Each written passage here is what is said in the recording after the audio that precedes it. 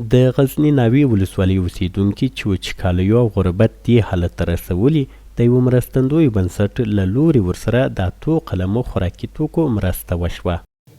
دغه مرستې که خیر د کورونه اوس دغه د مادې اوس که خیر شوی 3-4 میاشتې مرستې راکمولی شوی او د کورونه هم ستاسې میاشتې هم نه بس کېږي که هولونه لوی موږ له تاسو څخه ډېر خوشحاله یو. کورم ودان د آینده دپاره امید درته لرو چې موږ هر وخت کې تاسې تر نظر لاندې ونیسئ او له موږ د ناوې له خلکو سره کومک وکړئ. کور مې له غاړې دی، کور مه څېرئ ته ښه مرسته راغلې ده، کومک را سره سوی ده. موږ ډېر خوشحاله یو په دا مرسته باندې. مسؤلین وایي په مرسته شوو خوراکي توکو کې وړه، وریجې، لوبیا او څه اندازه نور خوراکي توکي شامل دي.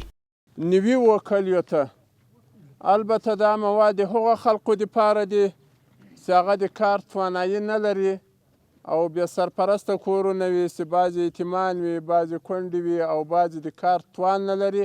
809 کورنۍ ته همدغه بسته چې 8 قلم مواد انشاءالله کلي په کلي به دا توزیع کېږي.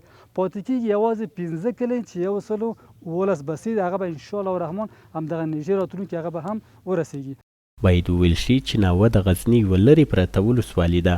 اوسېدونکي یې ډیری په کرنه او مالدارۍ بوخت دي او غوښتنه کوي چې په یادو برخو کې دې ورته لازمي اسانتیاوې برابرې شي.